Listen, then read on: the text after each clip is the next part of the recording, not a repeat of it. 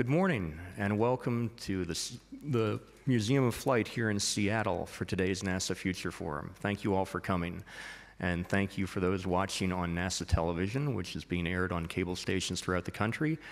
You can also watch today's Future Forum via the internet at www.nasa.gov/ntv. For today's Future Forum, we're hoping to have a discussion with people here in the audience, but also with people across America through the use of social media and Twitter. If you have a Twitter account and you'd like to follow today's discussion, please join us at #NasaFuture. You can also tweet questions to our Twitter account at @NASA_technology. Throughout the program, we'll be monitoring those, both the hashtag and the Twitter account.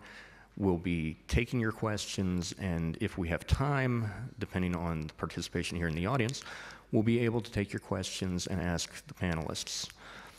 Today we have a great program lined up. We also have a wonderful group of people visiting here in Seattle. It's an honor to have here in the audience Bill Nye, the science guy.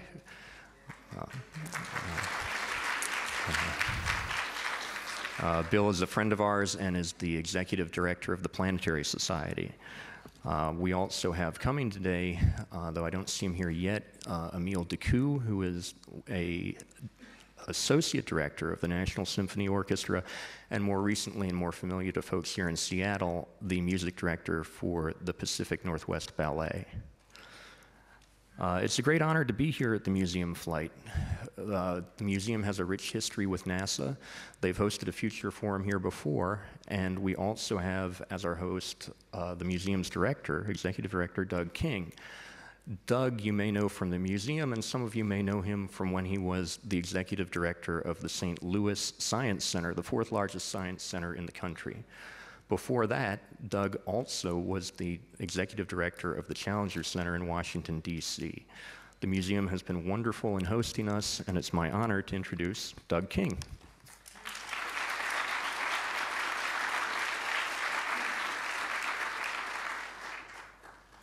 Thank you, David, and thank you everyone for being here. It is a beautiful day to talk about space. I hope that while you're here at the museum, you'll get to visit a little bit, and I'll point out briefly that you are welcome to walk around to the left into a wonderful space exhibit that already exists from the very beginnings through Apollo. Beyond that is our great gallery, anchored by the SR-71 Blackbird in the middle for those of you who love airplanes. If you walk straight out the front of the theater, you'll find the Red Barn, Boeing's first manufacturing facility where people made airplanes out of wood and cloth. On beyond that, the Personal Courage Wing, the great story of World War I and World War II and the people who fought them in the air. And across the bridge that you'll cross on the way to lunch, Air Park, where there are the first 737, 727, 747, and you can go aboard Air Force One and a Concorde if you'd like a little later this afternoon. And I should point out just beyond the tree line there, you'll see some construction, the future home of Aviation High School, which we'll be proud to welcome to the museum in 2013.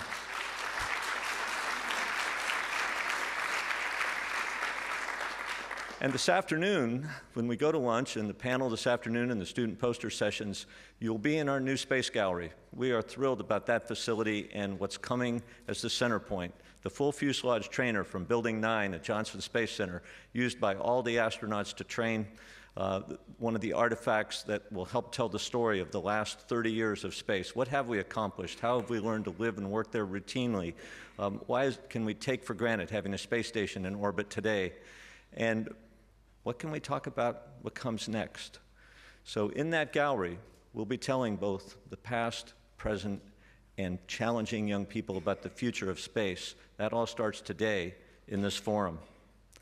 You know, why is this important? Well, the real mission of this museum is to collect and preserve and document and interpret airplanes and spacecraft and artifacts and photographs and so on that will help future generations understand what it was really like to live through this first century of flight. And why is that important? I mean, things happen every day in our lives, but when we look back, and historians look back on this era, flight has changed the world in the last 100 years, from literally an eye blink of history, a short flight on the hills of Kitty Hawk, to taking for granted that we can get on an airplane today. From 40 years ago, taking a step off the planet for the first time, to being able to at least talk about today, making it routine for all of us to go to space.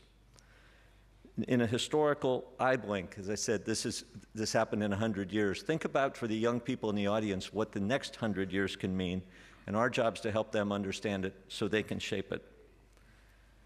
Someone said to me the other day, what will historians write about our era 1,000 years from now? 1,000 years from now, that's maybe a little hard to contemplate, but they're probably not going to be engaged in the things that take up so much of our time today. Who will win the next primary? What are we going to do about health care? Who's going to win the Super Bowl? I was devastated yesterday that Albert Pujols left the St. Louis Cardinals, but you know, that's probably not a historical item. What they'll write about 1,000 years from now is this is the era when humans first left the planet, first into the atmosphere, and then beyond. We don't know the exact timetable, but we get to participate in it, and we get to help create it. How often, how unusual a moment is it when you know that you're really experiencing history and that we're in the room today with the people that will make it happen? We're extremely grateful to NASA and our other partners for bringing those people here, for bringing all of you here. Mike Green and Derek Wang at NASA headquarters have been just great to work with and put this program together. They've set the stage for all of us to listen, to ask questions, to try to understand so that we can tell the story to others. You see, the other reason our museum exists is to inspire young people who will actually live that future. We have students here today from our NASA Washington Space Grant Consortium, from our Aviation High School, from our NASA Washington Aerospace Scholars Program. You'll meet them throughout the day. They're volunteering, and they'll be doing poster sessions this afternoon and wanting to meet all of you. They want to understand what the future holds for them. Why do those of you in the room think it's a valuable thing to invest your time, your energy, and your careers in the future of space? And they're typical of the 140,000 young people who participate in educational programs here at the museum this year, and the literally millions in other museums around the country and schools that are still as interested as any of us have ever been in what comes next. We've invited other museums and media and educational partners here to listen and to talk about how we can all tell this story better to the public. That group had a great meeting yesterday here. We thank all of them for coming, and together they'll help shape the exhibits and programs that literally reach millions. It all starts here today. So let's get on with it. It's a great day to talk about space. My job is really an honor. I get to introduce our keynote speaker. Lori Garver is the Deputy Administrator of NASA. She's appointed by President Barack Obama and confirmed by the Senate in 2009. As Deputy Administrator, Lori is second in command. She works closely with the administrator to provide overall leadership in planning, policy direction.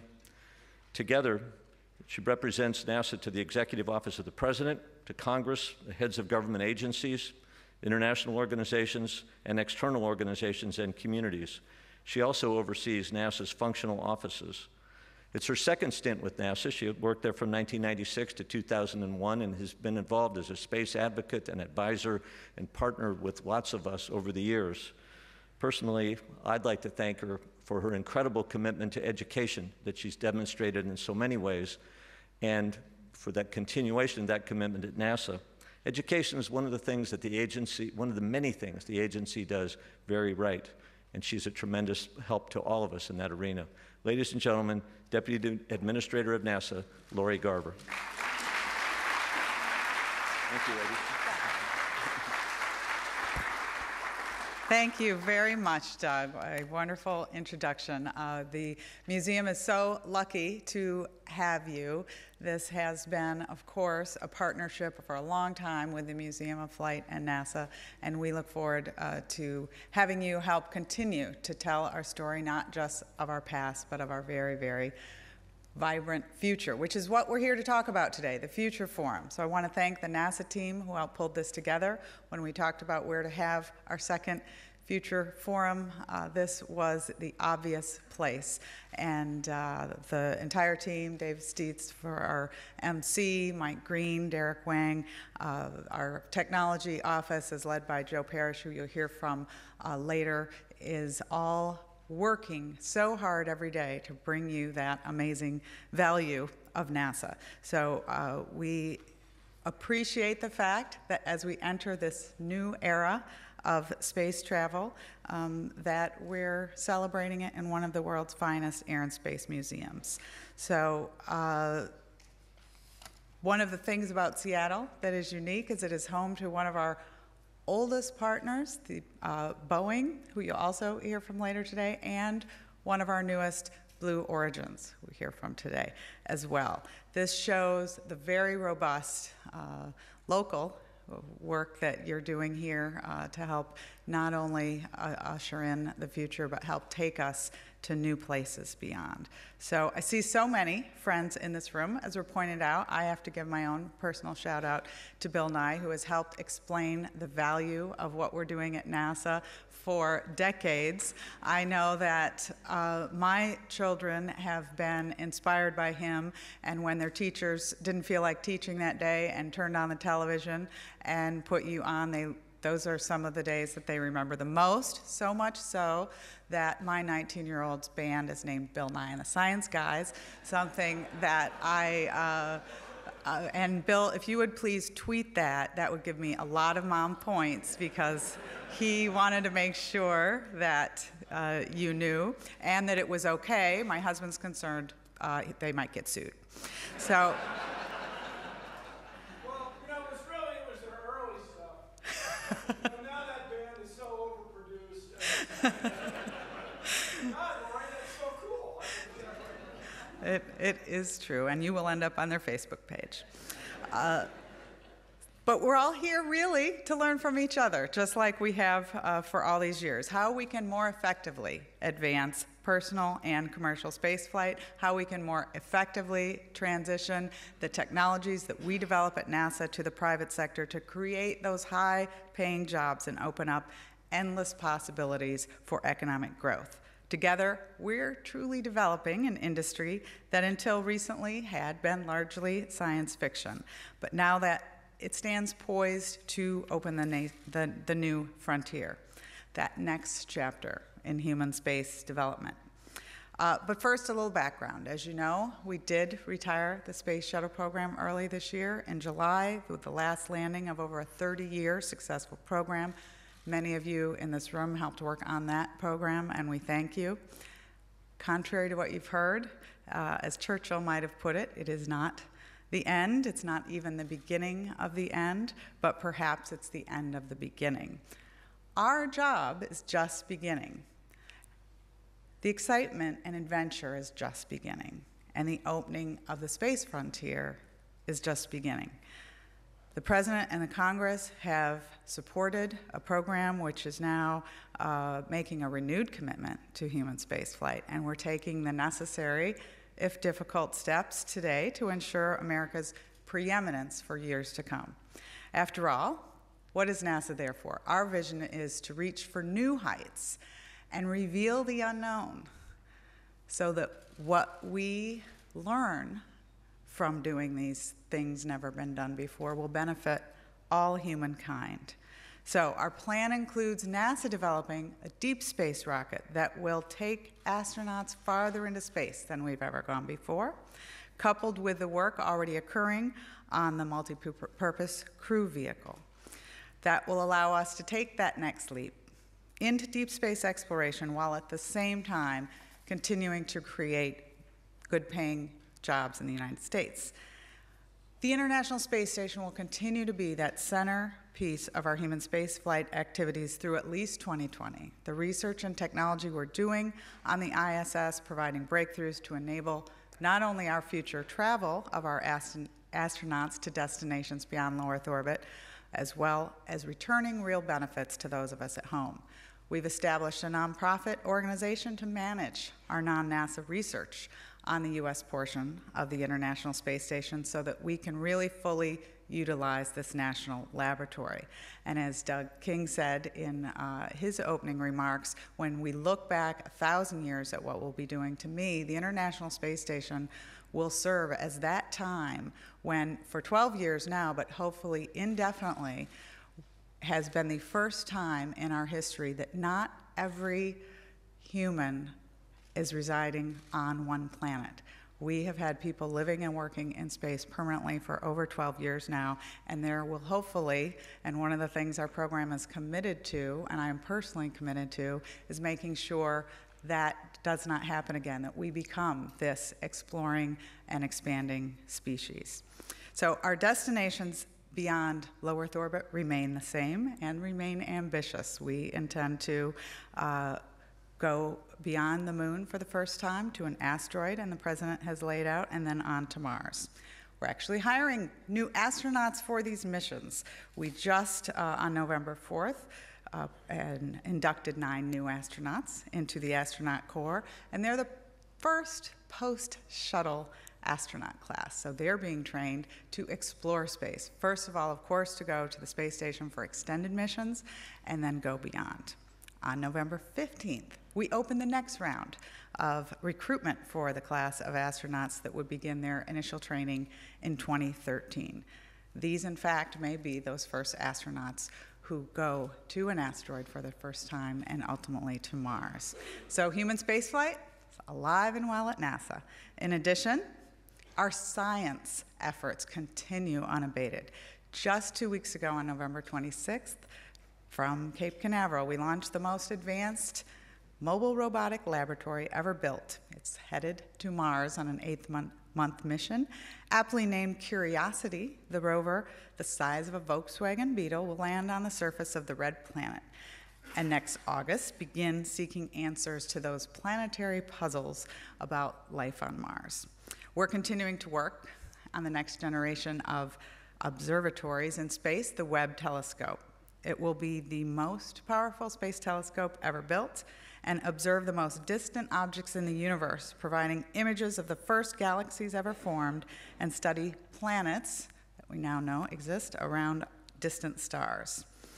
Other sciences, even now just underway, include Juno to Jupiter, Grail to the moon, Dawn's orbit of a giant asteroid, and MESSENGER's unprecedented data from Mercury is just beginning to be analyzed. So we'll continue to undertake these world-class science missions to observe our planet, to reach destinations throughout the solar system, and peer even deeper into the universe.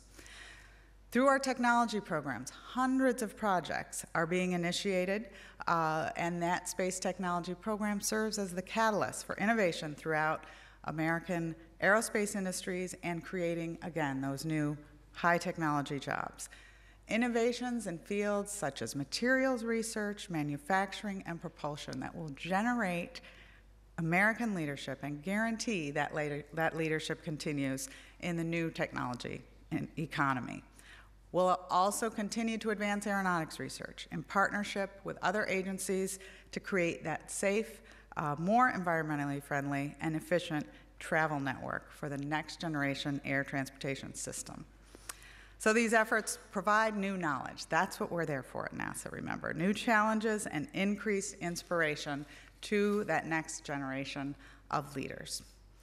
Finally, we're very, very committed to having American companies in partnership with NASA send our cargo and precious astronauts to and from the International Space Station, rather than continuing to outsource this work to foreign governments. In order to make good on the whole plan, we need this part of the plan to work. This is critical, and it is only through this investment and our technology investment that our missions and programs will be able to be conducted in a way that allows for the valuable dollars that are invested by the public in NASA to return more science and effectively expand our envelope outward. So with growing launch costs, we have been able to spend less and less on the science missions, sending fewer and fewer people in space. We need to change that paradigm, lowering those launch costs so we can do more. We can do the hard thing. So let's be clear about our agenda. It's probably pretty familiar to those of you here in Seattle and elsewhere. It has been used over and over. That agenda is investing the nation's valuable tax dollars to assure a healthier, more competitive industrial base that advances technology, provides more scientific benefit, and expands humanity's presence farther than ever before while creating new markets, new industries, and new jobs to advance our national security and our economic future. This is our agenda. We're committed to it, we're proud of it, and we're thrilled that so many of you are partners with us on it. Here in the United States alone, according to a recent FAA report, commercial space transportation and enabled industries generated $208 billion in economic activity, employed more than 1 million people. That was in 2009, with earnings exceeding $53 billion. That economic impact is only expected to grow, and again, that growth is our agenda. As you know, the partnership between government and industry that we're talking about in space is not new. I recently read an article from 1961 where the chairman of General Electric Company, Ralph Cordner, encouraged the shifting of space activities from exclusively government hands to partnership with the private sector. Hey, NASA had been around for 3 years. It's time to turn this over, right? 1961. In comparing the then Soviet model to the United States, he said, "The United States has its own more effective way of concentrating efficient effort on a technical project of importance to the national security, and that is for the people, through government, to determine the objectives to be attained," that's our role, "and then turn over to the private firms that have the managerial and technical capability to get the work done, using competition and profit or loss incentives to the maximum." He added, "When the national need is clear, the partnership of government and industry in the United States can work technical miracles." We know that's what we've been doing in partnership in the past, and we can work miracles together in the future. He also warned of the dangers of too much government control.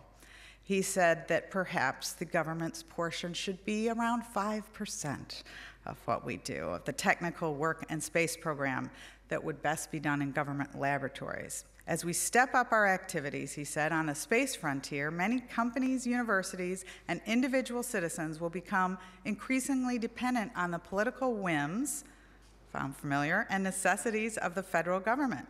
But it's the competitive system, with its profit and loss disciplines, that puts men, this was 1961, and companies to the test, as no other system does. It rewards the creative and the efficient. It provides a natural and effective system for elimination of failure, complacency, and delay. At its best, the competitive economy has a vigor, diversity, creativity, and efficiency that no controlled economy can match. Government should do for the citizens, at their expense, those are the NASA dollars, only those things that citizens cannot do for themselves through their private institutions. 1961.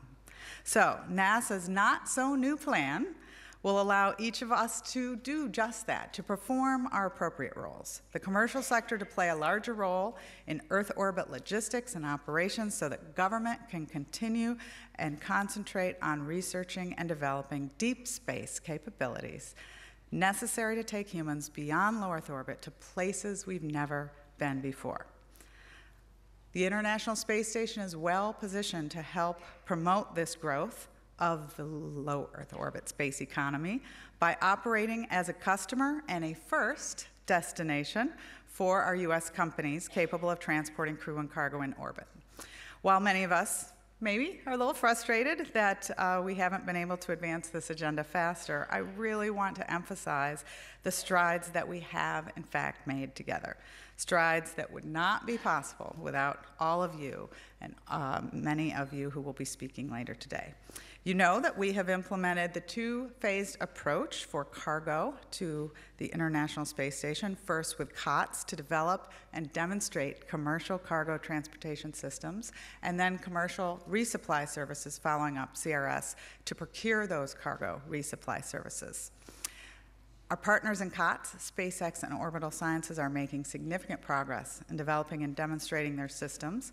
NASA has invested significant money, $800 million about, in these efforts. So we are very, very pleased to announce just today that NASA is announcing that we have set the target date to continue to make our progress. Our target date for launch on February 7th next year for SpaceX's second commercial orbital transportation services demonstration. So pending all the final safety reviews and testing, SpaceX will send its Dragon spacecraft to rendezvous with the International Space Station in less than 2 months. So it is the opening of that new commercial cargo delivery era for ISS. And it's great news for NASA and SpaceX together.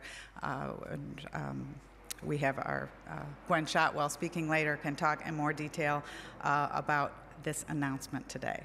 So we're also providing commercial resupply services after these milestones are met, and we have committed $3.5 billion about for these efforts, again, if they are successful. So in the area of crew transportation, we have the CCDEV program, which you'll also be hearing more about next from our leader of our commercial crew programs, Phil McAllister. NASA has conducted 2 rounds of competition so far, and we are soliciting proposals from U.S. industry participation for those next phases of this program. The first round of SpaceX agreements went to Blue Origin, Boeing, Paragon Space Development Corp., Sierra Nevada, and United Launch Alliance. And our second round of competition winners were Blue Origin, Boeing, Sierra Nevada, and SpaceX. That second round, NASA has invested around $338 million. For our 2012 budget for this program, while we have just received our appropriation from Congress for $406 million, and that is significantly less than our requested $850 million, it is nevertheless a significant step, and we are looking now at an evaluation of how we move forward most effectively to advance the time when we will be able to count on U.S. companies to deliver our precious astronauts to and from the space station.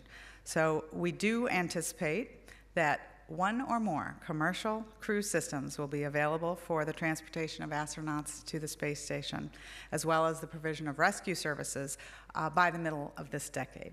And success of this program will, of course, end the outsourcing of this service to foreign providers. So while it's not a new idea, it should not be surprising that this increased emphasis and really, for the first time, significant investment on behalf of NASA has reached the stage where a real threat exists to the status quo. So it is natural that that success inspires sometimes a negative reaction by vested interests. And of course, history is rich with examples of industries and entities in transition, where those whose livelihoods and in some cases very lives were threatened by a new paradigm. And they often choose sometimes to fight instead of to adapt. And history proves that adaptation is critical to success and in some cases survival. Think of the dinosaurs and what happened to them. They were not able to adapt. But a local, more recent example is obviously the personal computer industry. While Bill Gates and the recently late Steve Jobs are revered today by nearly all, it wasn't very long ago that the established computer companies fought these individuals and their inevitable advances.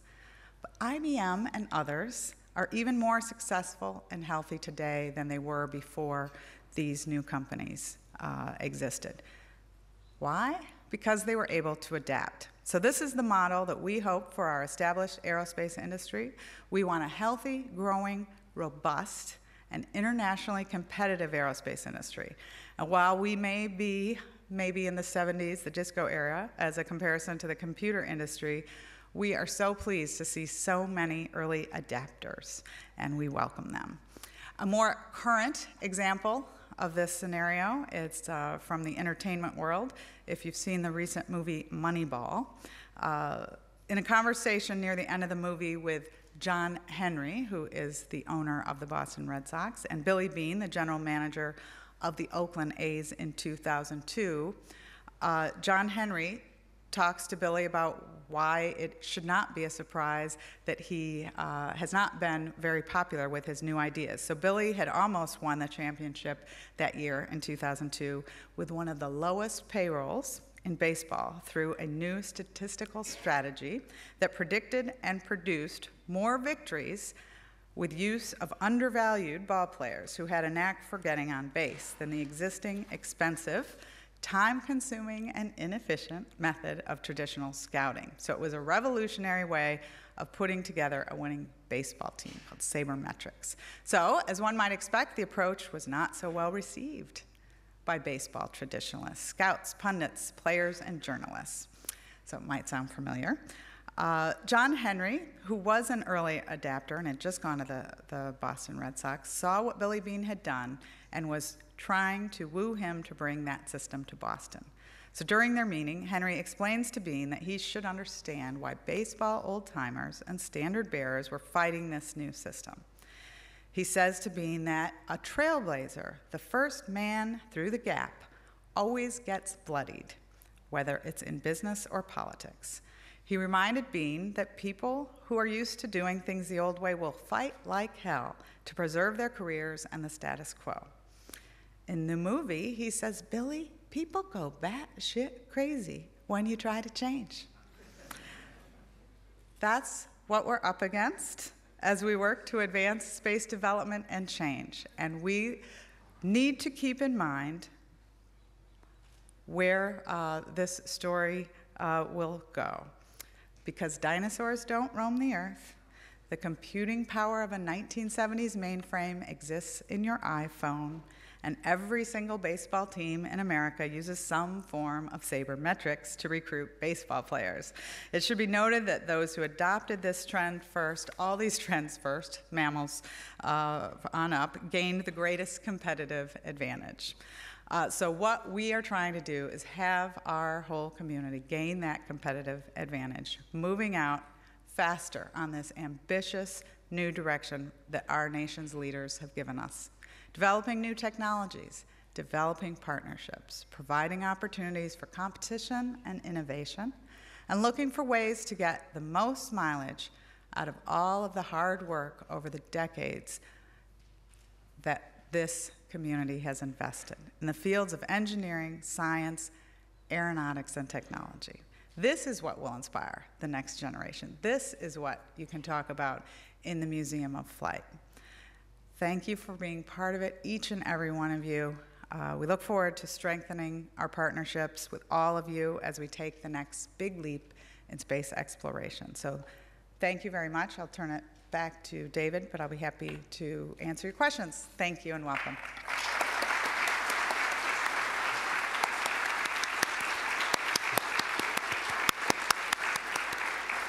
Thank you so much, Lori. That was a great discussion about the past, present, and future fitting to be taking place here at the Museum of Flight. We now can take some questions from the audience, if there are questions from folks here who would like to ask questions of the Deputy Administrator.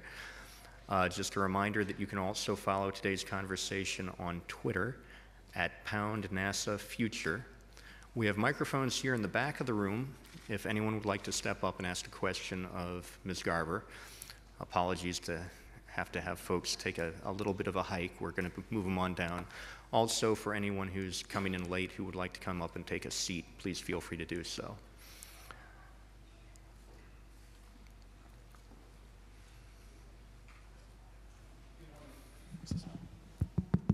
Good morning.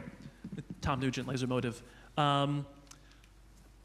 I understand your point about switching to the private model, especially in cargo services, and I'm in full agreement.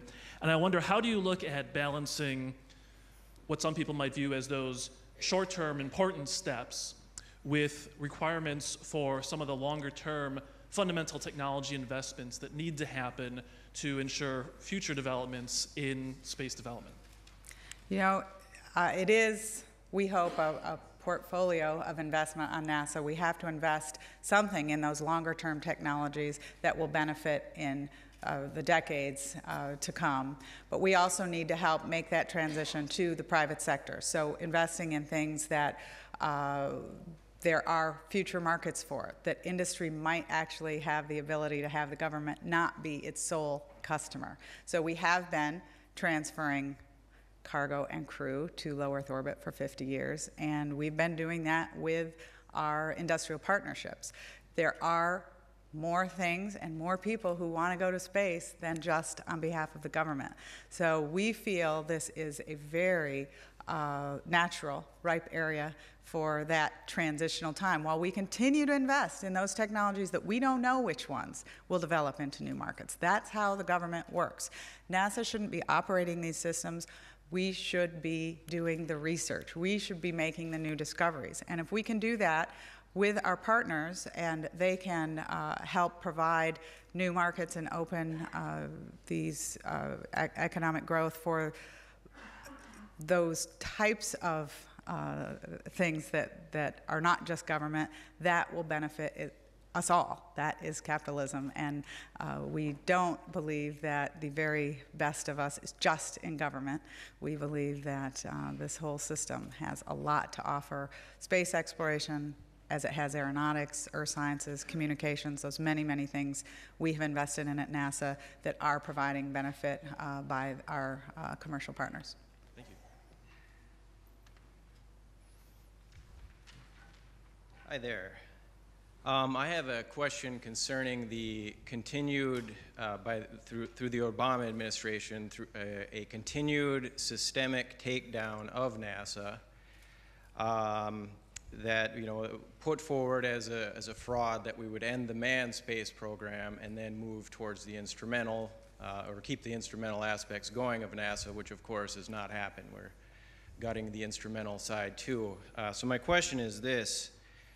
Dmitry Rogozin, who is the Russian envoy to NATO, proposed a strategic defense of the Earth, which is a revival of Lyndon LaRouche's strategic defense initiative, which would not only render nuclear warfare obsolete, but deal with threats we face from space, such as asteroids, etc. And they had put this forward after the Obama administration refused to give the Russians assurances that the missile defense systems in Eastern Europe were not aimed at Russia. So they proposed the SDE as a war avoidance policy to avoid a thermonuclear showdown, which is now shaping up. So my question is this, which is, will there be a future for NASA and frankly for our country with Obama in the presidency? And as well, would you support the strategic defense of the Earth policy put forward by the Russians? I don't feel I can, at NASA as a civil space agency, address the missile defense issues, but it's not completely unrelated to my answer to the first, which is the Obama administration has done nothing other than advancing our human space program and advancing our investment in NASA. We have asked for increased budgets each year. It has actually been the Congress who has made our cuts. Most recently in 2012, we asked for $18.7 billion for NASA. It was the Congress who gave us about $1 billion less than that. The Bush administration had actually determined and decided to end the space shuttle program more than 6 years ago. The Obama administration, when we came in, quickly added 2 more flights. It was all the flights that could be added because that's the number of external tanks we had. We wanted to fully utilize the International Space Station, so we added the alpha magnetic spectrometer, a wonderful science experiment for space station which had been canceled by the Bush administration, and we added that very last flight of Discovery so that we could add all of the capability of space station that it would take to be able to have this permanent presence until we can get there again from U.S. soil. So we not only extended the shuttle program, but accelerated the program to get astronauts to and from space from here in U.S. soil. We adopted a program that was headed off of a cliff for human spaceflight and have saved this program. We could not be prouder of it. The message is very clear that we care about human spaceflight. We will not only reduce the time when we won't be able to launch people to and from space from the United States, but we will accelerate the time when we are again exploring beyond low Earth orbit, going to new destinations, and rewriting those textbooks, revealing the unknown and reaching new heights. So thanks for the question. Thanks.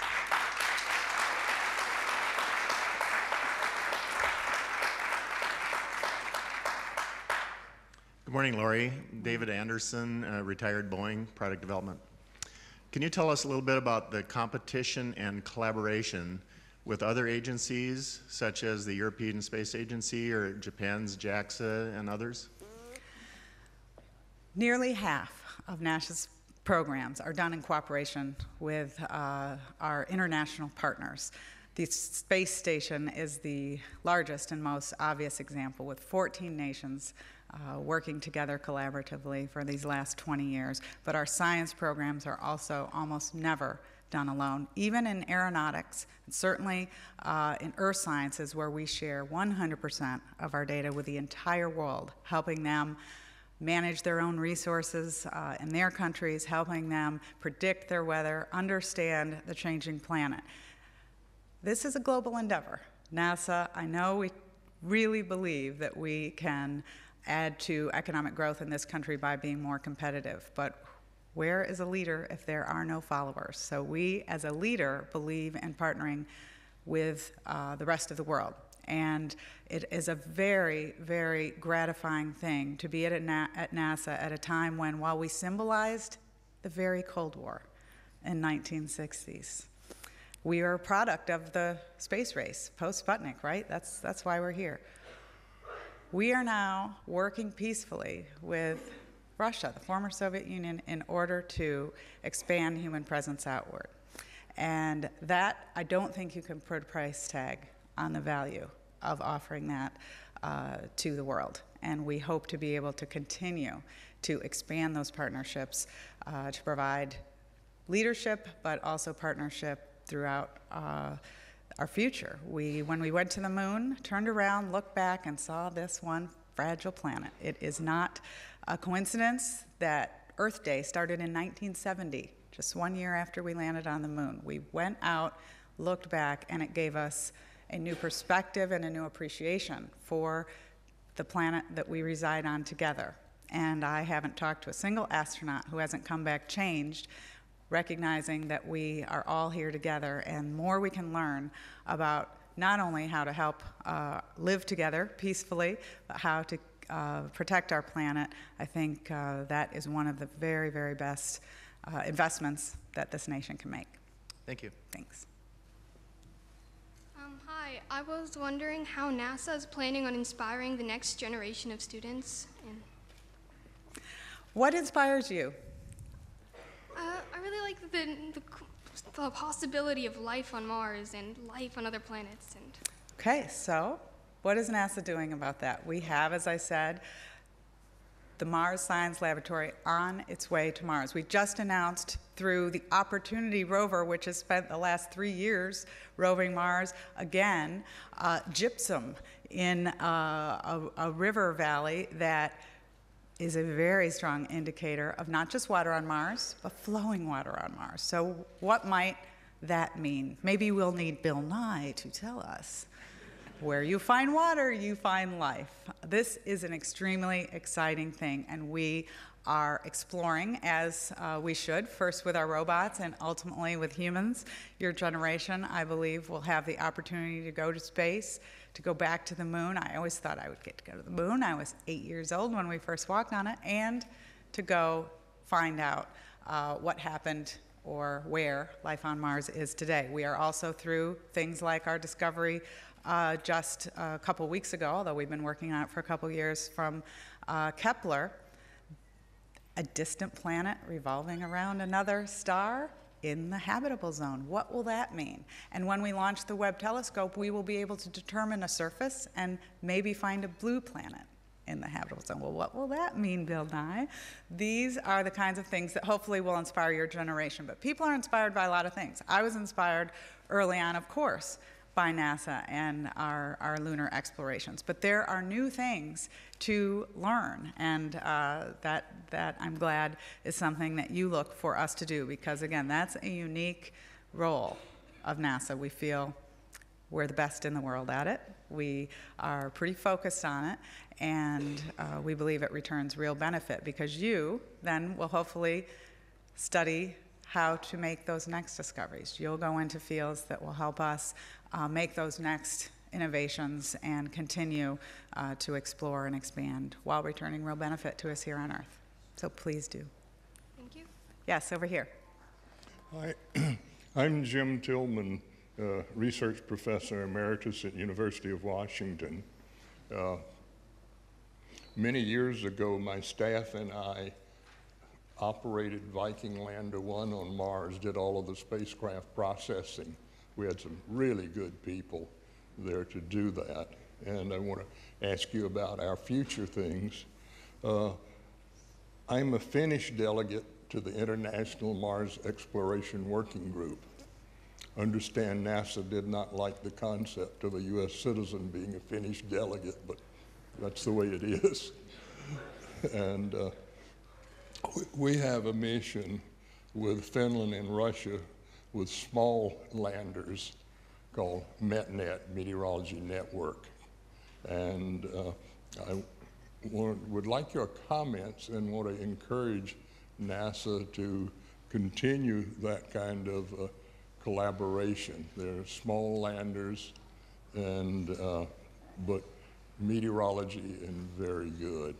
Do you have any, are you familiar with that mission, and do you have any comments?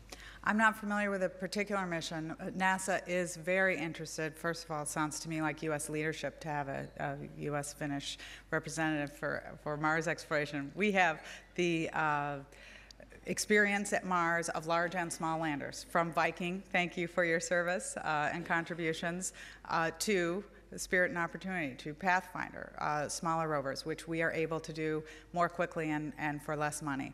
As I mentioned, the portfolio approach to technology, I think it's the same to exploration. We know there are certain things that have to be done through flagship missions and larger missions, but we also know that we can be more nimble, learning from our knowledge that is gained in existing missions and create ways to go to distant places with smaller missions cheaper, especially while it costs so much to launch things, right? We know that we can put those missions together more quickly, and I think as technology advances, one of the things we're looking to do is have smaller instruments put those things together where we can do even more in the form of exploration. So thank you. I mean, from Viking to now has been an incredible, successful armada of spacecraft going to Mars, and we stand on your shoulders. So thanks. Yeah, the METNET, I wrote a paragraph that's in the book Towards Mars saying we need this kind of a small mission, okay, cheap mission.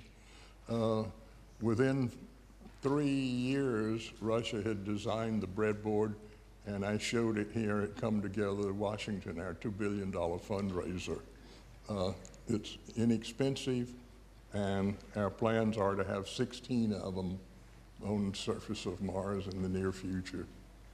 Thank you very much. Thank you, very interesting. Maybe just one more, David, or you want maybe? Okay. Greg. Good morning, Lori. Greg Marinac, St. Louis Science Center.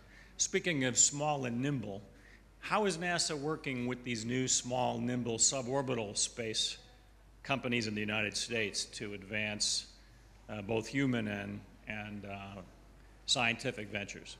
Well, that's a great question. So I did not mention our suborbital program. We have a program called Cruiser, and we are looking, again, since NASA has provided suborbital transportation, as has the private sector for a while, for science, to having them be able to not only do more science cheaply, but take that next payload. What might that next payload be? There's a lot of us around who would love to do an Alan Shepard, do a suborbital space flight. And so there are a couple of companies now looking at that possibility, working toward opening that market. And again, what would NASA do? We would buy research time on the suborbital market. Why would we launch our own suborbital rocket if somebody's going with people on board, but we want to not only maybe send a researcher, but also do the research that we're already doing in that arena. So it is a very natural progression from suborbital to orbital, and a number of companies are working toward achieving that market. Our role isn't to compete with them. it's to have them help us reduce the cost of the research that we would do anyway in that arena, and maybe help establish their market and be an anchor tenant and buy down their risk. Completely appropriate role for NASA, and we're thrilled to be a part of it. And thank you all so much. Enjoy your day.